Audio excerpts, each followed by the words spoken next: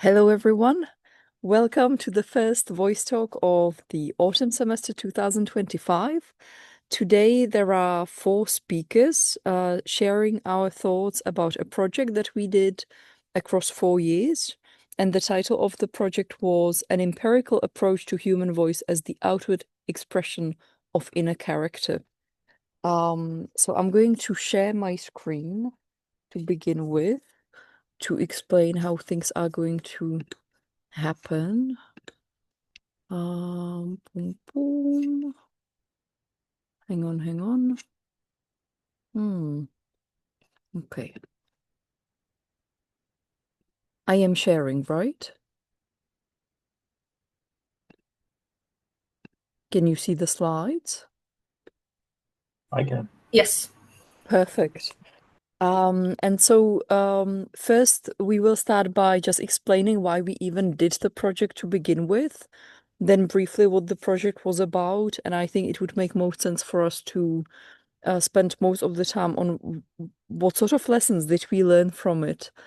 And so there were 5 members on this project. Jens, who is here with us as well, and Mark, who is also here, and Matthias, who's also here, and me, I'm also here. And then there was also Zach Boyd, who joined the project later on. And unfortunately, Zach is not here right now. And so why did we do this project? I'm actually going to stop sharing the screen because I think now it makes sense to do the more talking, sharing part. I remember Matthias and I and Mark and I kept bumping into each other in the corridors. We all teach at the Department of English at Aarhus University. I had also been teaching with Mark on interdisciplinary courses. We were sort of thrown together and we were told teach an interdisciplinary course. And so both Mark and I were wondering, how do we best do this? We also started learning what it takes to start doing interdisciplinary work, how much effort is involved. And then Matthias and I kept on bumping into each other, thinking, oh, you are working on this? Oh, that's so cool. Maybe we could combine things, but we never quite had the time to combine things. And I had a sense that all of us were a bit saddened, including Jens. I think Jens, I also started bumping into you in the corridors. And I think we were all a bit saddened that we would actually like to explore doing interdisciplinary work, but we never had the time to do it. I'll just wait for the truck to drive past. And so we decided at one point to apply for funding so that we ideally get some more time to purposely explore what it is that we do, how can we combine our expertise. And so that's how it came to be that we applied for the funding. We also needed a specific topic where all of our disciplines could reasonably contribute. And because I'm a very self-centered human being, I said, what about the voice? Because that's super interdisciplinary. And of course, we could have picked various other themes as well, but luckily for the selfish me, Mark, Matthias, and Jens all said, yeah, why not? Let's do the voice. And then we had a lot of meetings discussing, oh, well, what would I like to find out about the voice? What would Jens like to find out? What would Matthias and Mark like to find out? And then we sort of settled on a subset of the many potential things that we could have investigated, because of course the project wasn't indefinite, so we had to pick something. My lovely co-authors, is there something you would like to add at this point? If I can jump in. Yeah. Yeah, thanks for the introduction, Míša. I think maybe for context for somebody who's not familiar with these corridors in which we keep bumping into each other.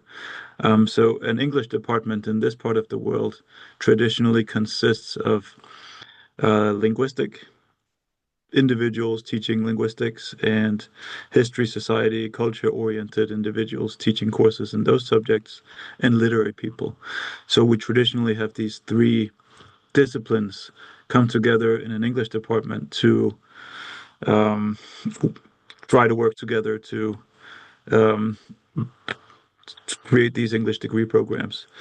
And so I think that might be, I mean, if you were to go into an English department in the US, you probably wouldn't find this motley crew of individuals with slightly different disciplinary backgrounds. So, and it's something we talk about a lot currently. You know, what is English studies?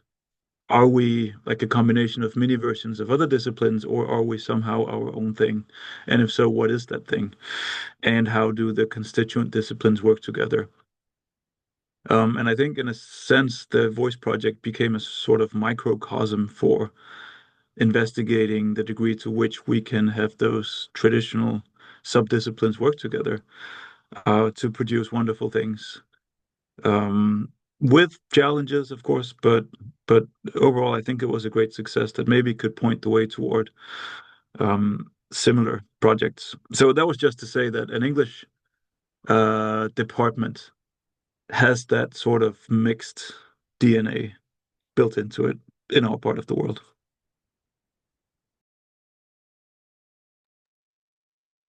Yes, I'm just giving I space. could Yeah. add a little bit to what Matthias said. And we didn't, it's not necessarily something we anticipated, but I think that the Voice Project and the different topics we focused on and learning to work together is also beneficial in terms of the process that we're going through right now in terms of reforming our study programs, the BA and the MA, where we're being asked to come up with something a bit more, well, quite a lot more interdisciplinary, I think, where we're being asked to break down the barriers between our so-called legs, where in the past we've taught and done research primarily within those legs and our separate disciplines. But in the future, the idea is that we'll be teaching much more together, and not necessarily along strictly disciplinary lines. So I think that one of the benefits of working in the project is that maybe it's given us a little bit of a head start in terms of thinking about what the future holds for the English degree programs. And I was also when I think Míša and Jens and Matthias were a bit further ahead in their thinking about this than I was. I was brought on maybe last, but the whole idea of the voice, focusing on the voice, and my background is in history, political science, political communication, and when they raised the idea, I thought I was surprised how little research there is in my fields on the human voice. There's plenty on the metaphorical voice discourse and everything like and so on, but the actual voice, the vocal characteristics of political speakers, there's virtually nothing. Jens can attest to this as well. So I think that it was really attractive to me because it opened up a whole new universe in my fields. But And I think the kind of problems that we had to discuss and resolve, I don't think they are relevant just for people at an English department, because it's increasingly more and more that different funding bodies say we are especially interested in interdisciplinary projects, or even in hiring. Many job descriptions claim we are the more interdisciplinary, the better. But then I think what a lot of people still don't realize is that if you truly want to do interdisciplinary research, it will require much more time and planning than less interdisciplinary work. Yes, should we move on to just introducing briefly what the main research areas of the project were? Yes, okay, so I'll share again. And so we could have picked a lot of things, as I said. Both Jens and Matthias have been working a lot on morality and recreational fear and representations of good and evil in the media. And so we decided to have one area dedicated to voices of evil. How is evil constructed vocally and portrayed in different kinds of media?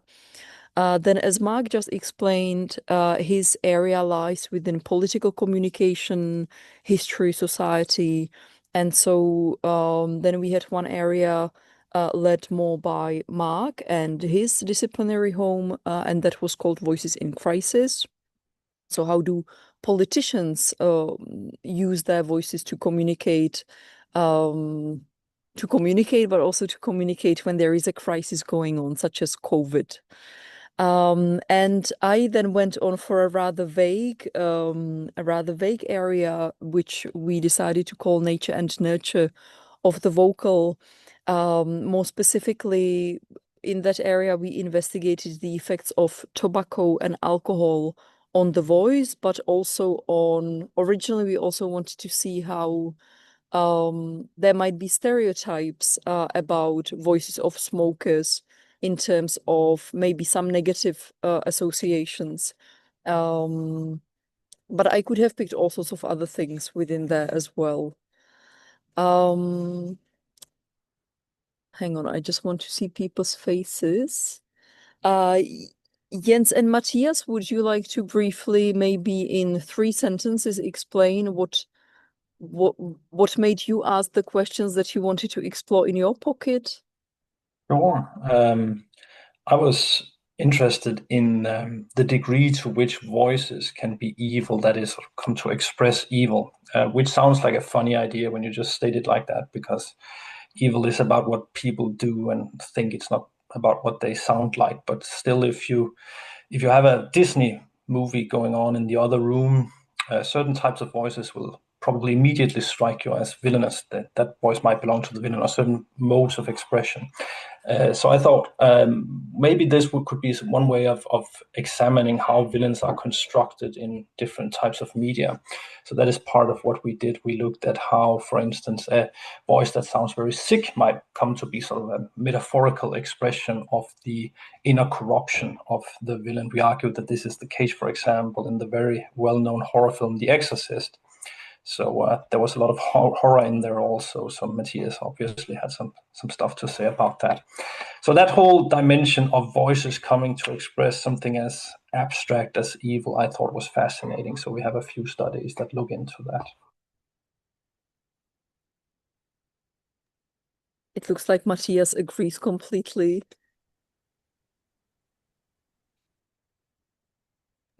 I do. And I think I hadn't thought much about it, but I think anybody who has tried to put on a voice of evil, and presumably we all have at some point. I remember when my daughter was small, I would sometimes, when it was just the two of us, I would say, "I am not your father. I am evil, pretending to be your father." But that was just, I had an intuition that that's what evil ought to sound like. And Jens, of course, had done some really interesting work on moral psychology and popular culture and villains and good guys and so on. And The Exorcist struck us as a really interesting case study because of the very accomplished performance of the voice actor. So The Exorcist famously is about a little girl who gets possessed by an ancient demon. And when she gets possessed, she gets, evil because she's now controlled by an evil entity. And she looks nasty. She looks sort of diseased, but she also sounds nasty. And the voice of possessed Regan was produced by another actress who was hired specifically for the qualities of her voice and who would famously do things to her voice, like smoke a lot, drink a lot of whiskey, and so on, to really put pressure on the voice to make it sound evil. So it was fun to do this. I mean, I think this study that was published on the voice of evil in The Exorcist really showed how far you can get in answering a research question like that. What does evil sound like, by combining these different sets of disciplinary tools. Mm-hmm. Yeah, we went on to do something I suppose, a little bit more large scale, in which we had a whole lot of audiences from different places, different countries, consider different voices performed in live action role playing. And we found some quite strong ideas about what kinds of voices were perceived to be evil. And they were typically those voices that really sort of stood out, that were othered in some appreciable way. And I think Mathias did a good job of sort of getting the gist across in the evil voice that he did. Any voice that sort of comes near to that very rough, harsh mode of pronunciation, mode of talking, mode of vocalizing. Those kinds of voices were very much considered evil by our participants. So that's another one that we did. And that's the one on the bottom left there. Yeah. We kept finding this across all sorts of studies. So actually, we ended up spending very little time on the smoking and alcohol and their effect on voices, because everybody just became so absorbed in the evil voices. And so we analyzed also Dungeons and Dragons and how evil is performed on Dungeons and Dragons by Matthew Mercer, the most famous dungeon master. And we found exactly the same patterns that we found in The Exorcist. We actually also found it in a study that Mark and I did on the voices of the femme fatale in American cinematography, whenever they were trying to communicate a disagreement or some sort of negation, their voices went more in the direction of what we had seen in the evil voices as well. But I'll just go back to a couple of slides. So then we also had the second pocket, which was led by Mark, but done collaboratively, mainly between Mark and Jens. So maybe Mark and Jens, if you could briefly say what sort of questions did you want to address? Yeah. Well, I think that just extending on what I said before, I found it very surprising that vocal variation isn't a topic that's really been covered in political communication in that field. So it seemed like a natural area to focus on, and one would, I think intuitively you would think that the voices of political communicators would change based on the context, and so we ended up narrowing the focus on crisis contexts versus non-crisis contexts. And then we thought, well, maybe some of the research in crisis communication, but in the business world. So studying the voices of CEOs, for example, when they're relaying negative news or positive news to shareholders. Some of the research had shown that when they were relaying negative news, that their pace of speech would be slower, and that their pitch would drop. And so we thought maybe we could see if that was the case for politicians communicating negative news.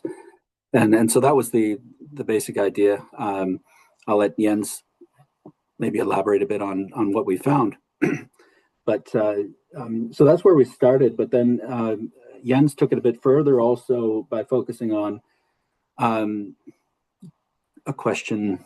Well, the question is essentially, do the vocal features of political speakers vary along ideological lines? So he focused on populist speakers, specifically on Trump, but again, this is an area where there was virtually no research done, and so Jens ended up finding that Trump uses a fairly, or a type of an informal, non-traditional way of speaking, and both in terms of his verbal communication, but also his vocal features. So these were the main areas where we focused on in terms of voices in crisis. But Jens, maybe you want to say a little bit about the findings in terms of the Mette Fredriksen study and also your work on Trump. Sure. Yeah, we were interested in Mette Frederiksen's communications surrounding COVID-19. We had this idea that she would relay positive and negative news about the pandemic using very different types of voices. And in particular, we thought that she would relay positive developments, and we had this whole complicated way of deciding which were how we would determine which messages were positive and which were negative. That she would relay the positive news with a faster speech rate and with a higher pitch, and oppositely for bad news, that those would be conveyed with a lower pitch and a lower speech rate. And I went through all of the press conferences she did, all of the COVID-19 press conferences. There are a whole lot of them, and we measured the pitch, we measured the speech rate, and went through all of it and eliminated various reading errors and so on and so forth. And we thought we would at the very, if we didn't find those patterns, we would find other patterns. We found nothing. It was all over the place, and the voice that she employed, at least insofar as we were able to measure it, didn't seem reliably associated with the kinds of messages that she was communicating. So at the end of the day, we made it more so into a kind of methodology paper where we discussed, okay, what were some of our assumptions with this paper, and how might you approach this in a more productive, beneficial way in the future. And we made a sort of interpretive deal out of that, in which we showed that, I think, if you looked at some of the more specific statements that she made, okay, you can see pitch, you can see speech rates working in appreciable and even predictable, perhaps, ways. But looking at these sort of whole press conferences, you couldn't measure at that level and get something useful out of it for various reasons. So I think we got a fine methodological paper out of it, but we didn't really get what we wanted. I was also interested in Donald Trump and his communication, which is very crisis focused, almost by definition, because he's considered a populist, and they like to think of states of affairs in terms of the crises that they perceive to govern them. And I argued the case. I reviewed over 100 hours of his campaign speeches before the 2016 election, and noticed certain recurrent features. And I argued that one way to summarize those features that I found would be in terms of informality. That he really, as one linguist has put it, he doesn't get up and what was that quote? He's the first president who just gets up and talks. He doesn't, do speeches, really, just gets up and talks, kind of. At least a lot of the time, that seems to be true. So he uses all of these features that we associated with informal conversational speech. He sort of cuts himself off. His voice pitch is quite variable. His speech rate is all over the place, and is often very, very fast, to the point that it can be difficult to follow the speech. But he's also informal in a more so sort of political sense, in which he's willing to, as you know, call people names and also do impressions of them. This is something that hasn't been discussed very much in the media, but he does all sorts of vocal impressions of his political opponents, imitating their accents, imitating their ways of speaking, and so on and so forth. So I argue that his informality in these different senses was a way to summarize some of his features that sort of link up with this concept of populism, where he really wants to identify with the sort of the common man, the common person, and he wants to disidentify with the political elite, who are thought to be very formal and very sort of strict about their pronunciation and their diction and so on and so forth. So he's unique in the context of American presidency, sort of a unique case concerning how he speaks. All right. So I've been following which sort of publications you guys have picked. I'll just mention a couple more super briefly, so that the people in the audience have a rough idea, or a better idea of just what exactly we did. But then I think we will move on to the more meta lessons that we learned. So what sort of issues did we actually encounter when we try to combine our disciplines, and so on. So many of the publications have been said. We actually produce over 20 publications So it would be a bit boring to list every single one of them. I think for you listening here who were not a part of the project, we also looked at the use of accent and how accent is used to portray morality in Disney, but also in some video games. Whether it's always done for world building purposes in a negative way, or if it can actually be done in a societally responsible way. So those were some of the things that we looked into. Actually, Jens and me looked into these things, and just Jens as well. We were also interested in to what extent people have an idea of what a smoker's voice sounds like when we ask them how fast do they react, can they imitate such voices? And we found that with smokers' voices they can, but with alcoholic voices they cannot, which is probably not surprising. But there is actually almost no research on the effects of alcohol on voices in terms of longer term consumption of alcohol. And one thing that we wanted to do, but we haven't done it yet, would be then to play audio files of voices coming from smokers and longer term alcohol consumers to see if listeners evaluate these voices as actually less good, because many of the features of these voices would correspond to the properties we found in the portrayals of immoral voices as well. So we were really hoping to bring it all together in a more societally broad way, to see to what extent what we find just in the media portrayals is actually also reflected in how people evaluate other people in everyday life. So that's something that we didn't get to do, but I think at some point we do want to come back to it. We did more things, but I think it would be nice for us now to move on to the broader discussion.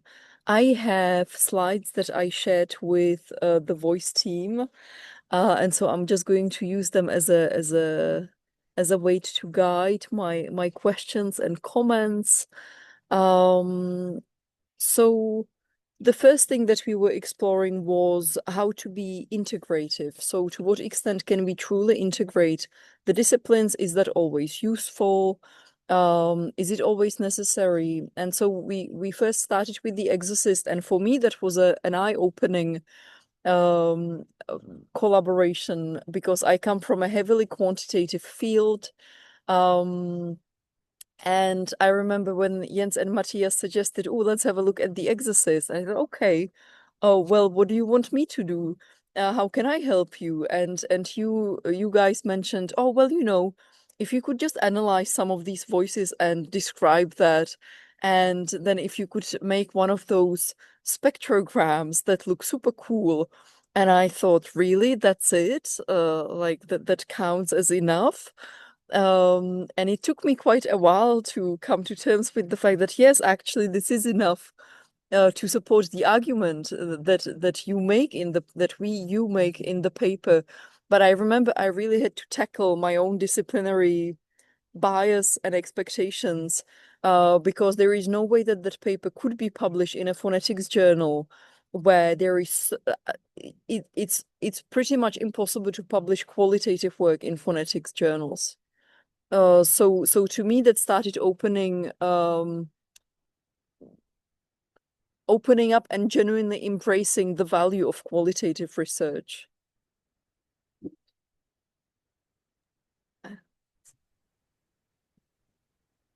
Jens, you want to add something? No, it makes sense to me. I just wanted to say, I think part of what you were mentioning there with the figures and so on, so those were also for purposes of illustration. So it's true enough that it was a sort of interpretive study, but part of it was also to pave the theoretical way, I suppose, for a more empirical is not the right word here, because it was an empirical study, right? But a quantitative study, which we then did later on. So I think it's possible to go both ways. You can sort of have the big quantitative study first and then do case studies that might elaborate in some useful way, or you can go the other way, in which we looked at a specific case of a voice that seemed quite clearly to have been made to sound evil. In fact, we have pretty good reason to believe that it was, because the sound designers made sort of I forget what you call these things. They played the voice to a bunch of people, and they then had to say, okay, do you consider this to be generally evil, and so on and so forth. So they had a lot of back and forth and a lot of experimentation going into making this voice as appreciably evil as they possibly could. And we then tried qualitatively to investigate, okay, how was this actually done? And we then used that as a stepping stone for investigating this in a more quantitative way later on. So these things, sometimes I think you can get a little too laser focused on a particular product when it's sort of leading into all sorts of other research. That's the only point I wanted to make. But we always, for every study, we had at least one, if not more often, I think, more meetings, just discussing what is actually the research question, what do we need to answer that question, and where can we publish it? Because there will be journals which would never publish it. And that I don't think is necessary in research that's done within less interdisciplinary work. So if I was to do a phonetics research with other people, I might need one meeting with them, but that would be it. But we really had to have repeated discussions, really lengthy email exchanges, and also years of just getting to know each other. Because I think now, after 4 years, I can easily collaborate with Jens and Mark and Matthias, because now I sort of know what their expectations are and what their expertise is and what the expectations in their fields are. But it took us a long time to explore this. And so another thing that I learned from this was that doing interdisciplinary research, at least from my observations of it, was that it's very much about ego management. Really, I had so many moments when I could feel this reactions like, but is this enough? Is this enough? Shouldn't we do more? And then I was debating with myself, thinking, why am I thinking this? Why shouldn't this be enough? So I really had these inner dialogues with myself, really seeing that it's my ego resisting. And then it became also interesting for me at conferences to see how other people react to different methodological approaches. And I thought, why are they so resistant to this? Is that, and I think I reached the conclusion that it is very much about egos and the exercise to try to be open-minded, to really consider why other fields use the methods that they use, that they have good reasons to try to approach it by default with the assumptions that, yes, there are good reasons why certain disciplines use the methodologies that they use, rather than that by default think, this is horrible, this is unacceptable. And so I thought I was more open-minded than I discovered I was, but I also felt that this changed, at least a little bit, through the years. So for me, that was quite a huge lesson to learn. Definitely noticed that you're complaining a lot more about the quantitative bias of your own field as you formulate it than you did in the past. So maybe that's been, a real change.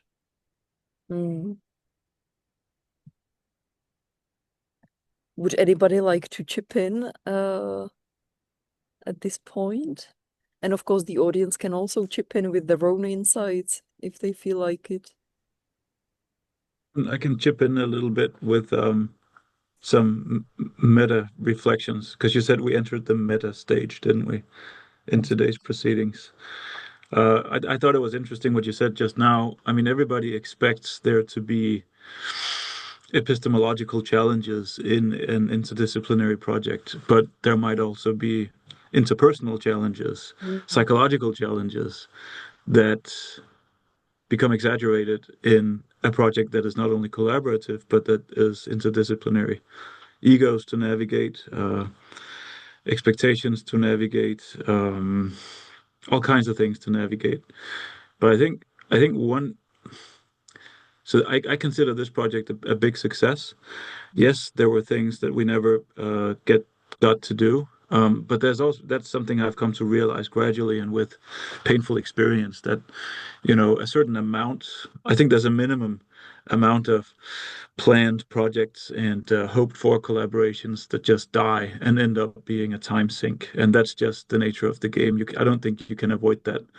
I think the real challenge is in avoiding the sunk cost fallacy. So once you realize a collaboration is a dead end, cut it. But I don't think we had a lot of, time wasting activities. I think actually we produced some really good stuff. But I think what you need to be able to pull that sort of thing off is the image I get in my mind is a couple of octopi, one octopus here and one octopus here. And then there's an agent feeding the octopi. So you need somebody willing to provide bags of octopus food. I don't know what they eat. In this case, it was the Carlsberg Foundation. Somebody who was willing to fund crazy interdisciplinary research. You need the top octopus, in this case, Míša, somebody who has a sort of top-down, wide range of interests, but also with a laser-sharp focus on the object, the thing the project is about, in this case, the voice. And the voice, of course, cuts across disciplinary boundaries. The real world is interdisciplinary. So you need somebody who has a keen interest in the object, who's crazy enough to undertake this sort of thing, who knows enough about the constituent disciplines to be able to weave them into one big, beautiful thing that's coherent. So that's Carlsberg, it's Míša, and the bottom-up octopus, in this case, is Jens. You need an individual who's able to go into each of the I'm mixing my metaphors horribly, but who is able to go into each of the machine rooms in this big construction and unfuck things and do things. In this case, somebody who can work with media, who can work with acoustics, who can work with phonetics, who can work with history, who can work with literature, who can work with pop culture, including video games. And so none of these three elements, which are all, I think, necessary for a success in a project like this, none of them is a given. So, yeah. And I think we were extremely fortunate in the combination of people as well. And because you mentioned Jens, and Jens was one of the two postdocs on the project, and Jens contributed so heavily to the project proposal as well. So in my head, he's really a co-investigator, even though he was hired as a postdoc. And for me, one of the key elements of Jens being so successful within the project, and then the project being so successful as a result, was just the open-mindedness that Jens showed. I remember Jens was just so willing to try to do acoustic analyses, even though he's not a linguist, he's not a phonetician. And so I think that's not something that one can find in all researchers. And I think without this, it wouldn't have been, it wouldn't have worked out. And if there was a challenge, Jens just jumped at it. How can I tackle this challenge? And I really think that in interdisciplinary work where we try to investigate different degrees of integratedness, this attitude is necessary. Otherwise, it's not going to succeed. Well, I had a lot of help, Michelle. We had our usual song and dance for every one of these articles, where I would send something to you and you would point out various technical flaws or deficiencies, and I would, do something about that to the extent that I was able. And by the end of those conversations or email exchanges or whatever it was, we did reach some kind of synthesis with which we were both happy. So it all worked out. But I think your patience was a big part of this also, because you had to have at least some degree of patience for each of these. I think all of us had to be patient. I think the patience goes with the open-mindedness, to sort of try not to react straight away and just sort of take a breath and see, okay, why is this happening? This is why it's happening. Is this a good thing? Yes, it is a good thing. So let's take a break and let's do this thing again. But this is exactly what we meant at the beginning when we said that interdisciplinarity does take so much longer. And I really think that people don't appreciate often how much time and energy this takes. And we are talking about people who genuinely wanted to work together. And yet it took us so much time sometimes to understand each other. So what Jens was describing was often linked to when we already had a manuscript ready, and we would spend hours debating which terminology to use, because I thought, well, if any of my colleagues from phonetics read this paper, I need the terminology to be accurate in the world of phonetics. But very understandably, if it was a publication published in a media studies journal, then Jens would say, but none of the people in my field would have any clue what this thing refers to. So we spent hours almost every time we published anything trying to negotiate this transparency to non-specialists, but also preserving the accuracy that I associate with terminology in my field. And I think we are not done. I think I think this will keep haunting us for the rest of our collaboration. That's well put. That's totally right. That really was the gist of it. Yeah. But so then this actually leads me to some of the other lessons that I have learned, and I think that's the case also for Jens and Matthias and Mark, because most journals are really not interdisciplinary. And even those that claim to be interdisciplinary, we found out that they are interdisciplinary in very specific ways. So it's not that they are open to just any combination of interdisciplinarity. It tends to be a group of disciplines that have already been established to work together. So if we suddenly came up with something weird, which means an unusual combination of disciplines, we really struggled finding a good home. And so that also meant that if we decided, oh God, so let's phrase it for a media studies journal, that meant that we then had to conceptualize the paper in different ways as well. If we decided from the start, so that was mainly me and Zach, who were the linguists on the project. So if we wanted to publish in a linguistics journal, we already knew that there were a lot of expectations that had to be fed into the article. And one thing that we were quite fed up with was the fact that if you want to do a holistic linguistic analysis, your methodology section will just become insane. But there are limits of 8,000 to 10,000 words in journal articles. And so if we wanted to add any qualitative insights, which in our opinion were actually sometimes more useful than the quantitative analysis we did, we couldn't.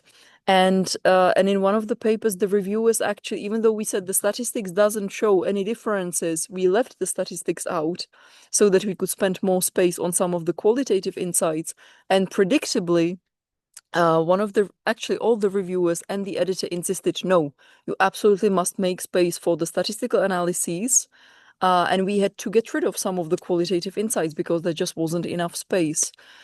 So that was a slightly bitter lesson for me to learn. And then even though there are some journals that are genuinely interdisciplinary, actually, I'm now shamelessly going to advertise the Journal of Language and Aging Research, where I'm one of the associate editors. We aim to be genuinely interdisciplinary, but then there's the issue of finding reviewers who would have that sort of mindset, and they won't. Most of the times, they will not. So there's again the issue of egos, I think, disciplinary egos. But even if they are reviewers who are genuinely open-minded, they may not know very understandably what's expected in various other disciplines. So there I feel it really depends on the editor's skills to combine different opinions. And I've encountered so many editors who, in my opinion, did not do their job as well as they could in these cases. And who sometimes sent really opposing directions.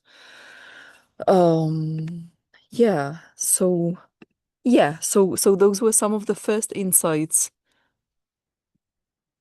Actually, those were the main insights that I that I took away from all of this.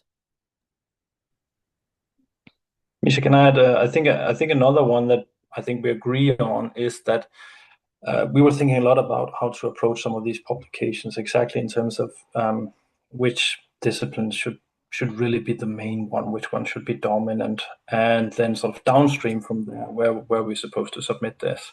And I think the sort of equilibrium we came up with after we tried to publish unsuccessfully in some cases. One thing that seemed to work out pretty well is to decide on a sort of, what's the best term here, a sort of host or a main or a dominant discipline, and then to subsume the other discipline somehow, to subordinate the other discipline to the main one in a fairly sort of clear manner, so that you have a you do have, it is interdisciplinary, but you have a main discipline, and you would then pick the journal on the basis of that discipline, right? That seemed to work fairly well, I thought. Whereas with the publications, I mean, this is sort of impressionistic, but the publications we had where you could really argue it could go in one of both directions, those were trickier, and we got more pushback there, I thought. I agree. And also we ended up publishing these in our proceedings where we were the ones deciding what's okay. Yeah. Yes, Eben. Oh, Eben, I am so sorry. I didn't see. Eben has a comment. Yeah, no, I just raised my hand, so that's very fun. Thank you for sharing your research here, and I just want to say that I share really your experience of struggling with journals, where to publish your interdisciplinary research in different journals, and referring to your comment, Jens, I also have experienced, unfortunately, that if you are in an interdisciplinary team representing different kind of fields, and then you decide, hey, we publish this in a media studies or in a journalistic, in my case, journalistic journal or whatever, then there's also the question of the individual career. You know, we are always trying to get published the right places, even though we have cancelled the biometric metrics. But then again, if you're going to apply for a position, is it good for you to have an article published there and there? And that can be actually also cause some discussions in a group. And a second comment would be that actually, even though you are working interdisciplinary, I've been 2 years in Aarhus Institute of Advanced Studies now, and I know you, Mathias, is placed there. I can't see you are sitting there right now, but I know you are enrolled there. So they really try to lift it to the next level, where they are inter-faculty collaborations also, because the voice is also very, very good to study across physics, of course, medicine, anatomy, all kinds of musicology, of course. I have a background in musicology, bridging to media studies, and right now I'm doing a project on synthetic voices contra human voices and things like that. So yeah, so that would be the next level. So Mathias, he can learn from the higher scholars and try to udvide, enhance your circles. Yes. Yeah. And then maybe a question for your project, very, very egoistic again for me, but have you considered also working with the evil voice, and what about the digital distortions, the distortion of the voice, and then the human voice contra the non-human voice? Do you have any considerations there? I would like to learn that, maybe not now, but then later. Yeah. Yeah, I don't know, Míša, have you thought about this distorted voice as well? Yes, and we have done some work on this as well. Yeah. Actually, yes. So because we also, I mean, the title of the project is The Human Voice, or the human voice is there, but actually a lot of the entities that we ended up with, or maybe not a lot, but some of the entities we ended up working with were not actually human. So in Dungeons and Dragons, some of these entities were dead body. So yes, strictly speaking, human, but a speaking dead body is not exactly the usual human kind of behavior. And then we had all sorts of trolls and elves and beings that are humanoid but not quite human. And the more evil they were, the more othered they were. Not necessarily with, I think, the digital distortion that even you, I think, have in mind. But there were definitely, I would expect this, because the more other and the less visibly human a character is, the more I would expect these voices to be used to portray such characters. And we saw that there was this fantastic, my favorite character. I'm not a Dungeons and Dragons person, so if you are, you will notice immediately that I'm not. But Zach introduced me to this character called Somnovum, that was a hive mind, a hive character of 9 different characters. And so that was very different from what we would expect in a human. And that was one of the characters for whom some really extreme vocal profiles were used, where it was sounds like which we don't really produce that much in everyday speech. I now started doing a different project with a speech synthesis person, where we wanted to explore what timeless voices are in people's minds, and a couple of people said a timeless voice would have to be a non-human voice, so a digital voice. Otherwise, it will always be somehow timed or aged, and I agree with it, because yeah, I agree with it actually. So I think there's a lot to explore in that area. But we also relied on a lot of performances produced by humans. So some of these media were quite old as well. So I think that's why we didn't necessarily see some of these digital effects. I think Andrea, did Andrea? No, Andrea. No, Andrea is gone. Yes. You had to leave. Mark, But I also just wanted to acknowledge another comment by Eaton about publication outlet and prestige and all of that stuff, because I was, and I still am to a bit of a lesser extent, an early career research writer. So this was on my mind. And I remember one thing that came up during our discussions, Míša, and I think with the whole team actually, is that depending on the discipline, different forms of publication, different types of publication outlet have a sort of different degrees of prestige, and they're recognized to different extents. So in some fields, it's all about the journal article. And in other fields, conference proceedings can be just as good, just as prestigious, just as meaningful. So that's worth taking into consideration, I suppose, because it's that really, as far as I can tell, really differs by discipline. We spent a good amount of time debating this, but again, I think open-mindedness and ego management was quite essential, because I think all of us always wanted to make sure that things are as good as possible for Jens and Zach, who were the 2 postdocs. That's you made that clear, so much appreciated. Right, Mark, Mathias, and me, because we thought we can always publish something else somewhere else. And I think I've definitely heard stories of projects where the more senior members would not agree to this. So again, I think that's very much about egos again. And if I may add, the same is also about who's going to be first author here, because that still counts something. So, but it sounds as if you have been dealing quite good with that. And also, one of the things that we discussed was that in some fields it's prestigious to be the last author, but in other fields nobody cares. So then we thought, oh God, how do we then arrange these? And I can't even. Yeah, and it's not just nobody cares. It's just not a convention that's supposed to be a special sort of place, right? As far as I can tell.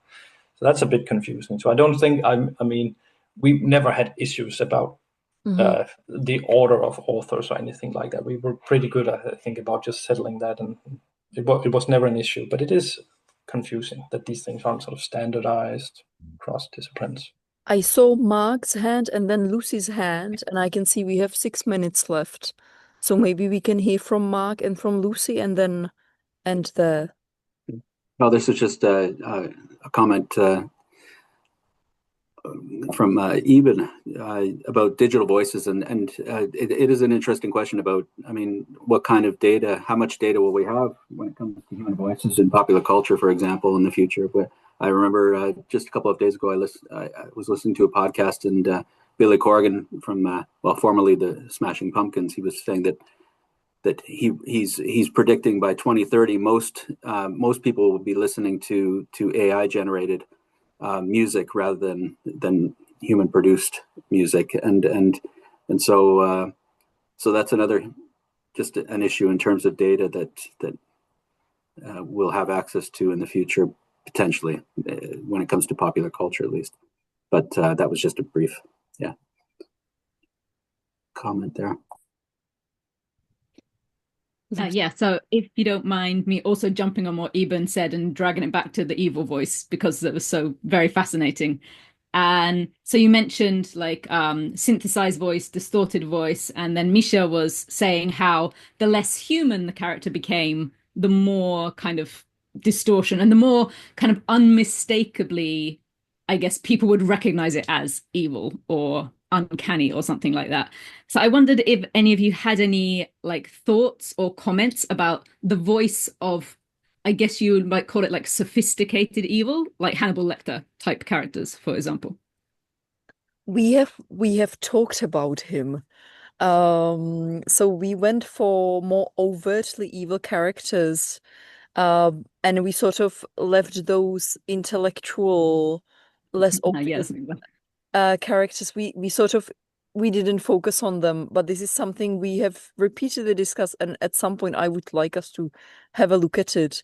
At least in the Dungeons and Dragons analysis that I did with Zach, I could, because there were also overtly evil and covertly evil characters, and the covertly evil were much more manipulative. And their profiles resembled the vocal profiles of the good characters, but there were differences. So we found that usually softness of voices signals friendliness.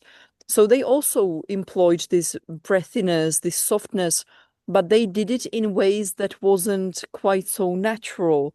And I remember listening to it thinking there's something off about how breathy they are. And when I looked at the acoustics of it, I could see, okay, they really switch it on and off quite abruptly, unlike the genuinely good characters. So I think that would be one of the things to explore with the intellectual or the more manipulative kind of evil characters. But I would so love to explore different kinds of evil and how these are. Like the spectrum of evil. Yes. Like, it's very fascinating. Like that will be a project in its own right, I think. Thank you. We should keep in touch. Yeah, absolutely. Yes. And Mark and Eben, just to make sure, Eben is asking about podcasts. So I just want to make sure that you two are communicating. You are, okay. I'm working on it. Okay. Do we have any final comments or conclusions in the 2 minutes that remain? I loved doing this project. I would do it again. Me too, and I loved having a job, so that was nice. So thanks for bringing me on. Much appreciated. It's a good time. I also really like Carlsberg because in my mind, Carlsberg are very open-minded about truly integrated interdisciplinarity. So Carlsberg Foundation was the foundation that we got the funding from. But when I apply it with other foundations, even though they claim they support interdisciplinary research, one of the first questions we get asked is, which discipline should the assessment committee be from? I was like, oh, okay. And there we go with the usual biases. Eben.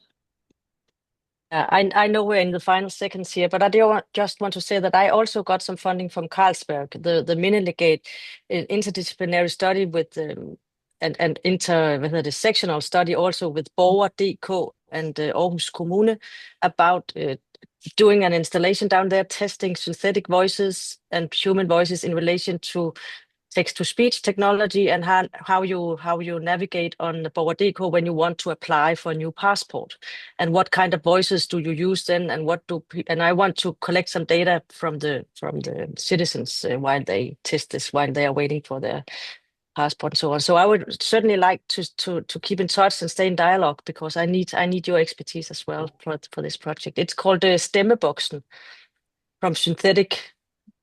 Oh, I can't remember, something synthetic human, whatever.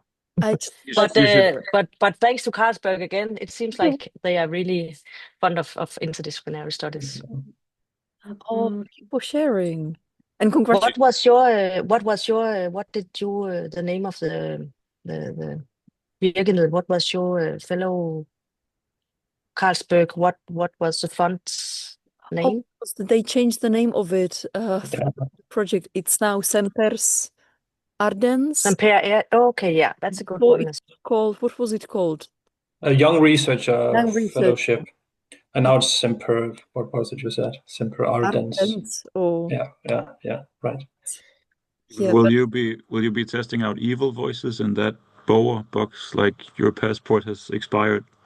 You shall die. That depends on what you think about what are they called, Sarah and Magnus, which is Apple's standard voices. That depends on what people think of them as evil or not, but I guess not.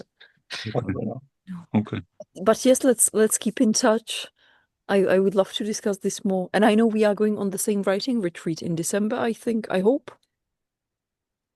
No, I'm living in Bologna right now, so I won't be home until New Year. So, no. Okay. Yeah.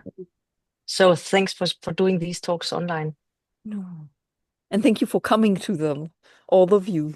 Thank you so much for being here and for chipping in. I know this was a slightly unusual kind of voice talk.